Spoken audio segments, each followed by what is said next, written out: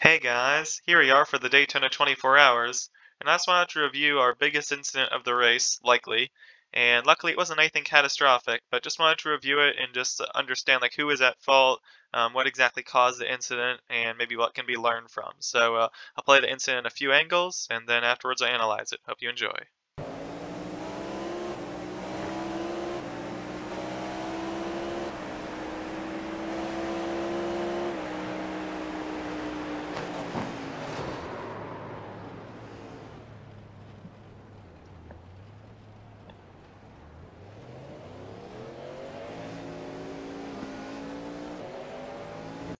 Okay, now let's watch that incident from the BMW's point of view. Let's actually watch it on board, and here we are.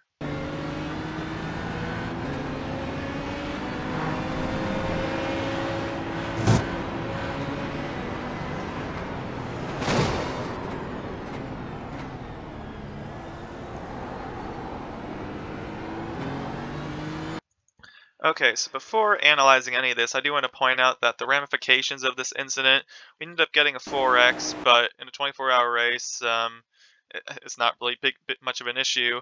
The big thing was just the damage. You can see there was initial damage there, but luckily it wasn't actually that bad.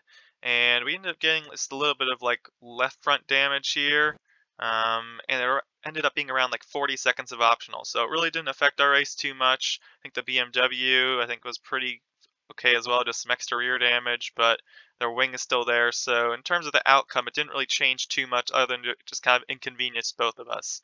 But looking at what exactly happened, as the Cadillac, we're a lot faster than the BMW up ahead, so we're just trying to make a clear intention of where we want to go and hope that the BMW understands what we're doing. So the BMW currently has an LMP2 to the outside, so they're hugging the inside. And as we're catching up on them, catching up at a lot faster speed, coming around this kink here, we're holding to the right-hand side.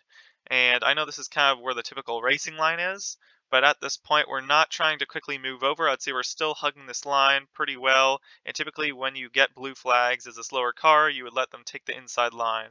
So this BMW appears to be holding the inside, making a defensive move, and so the Cadillac goes to the left-hand side to try to go outside to counteract that defensive move. And once he goes outside, you now see the BMW sliding back over. And so the Cadillac decides to try to make another quick adjustment back to the inside. When he goes back to the inside, he kind of doesn't really get there soon enough, and there isn't really a lane, but it seems as if maybe even the BMW goes back on his move. Does he seem to move back?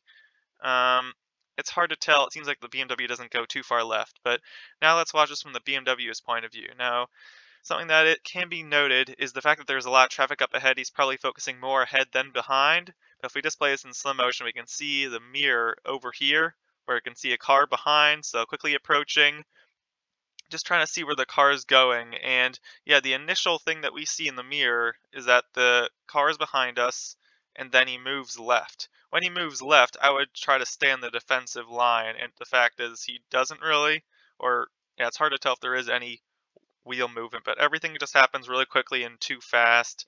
So it's honestly a hard thing to call out. In some ways, the Cadillac was being aggressive for trying to send it in. Typically, this move should work though, but I think just the fact that there was the car that was passing this GT3 impacting its line at all.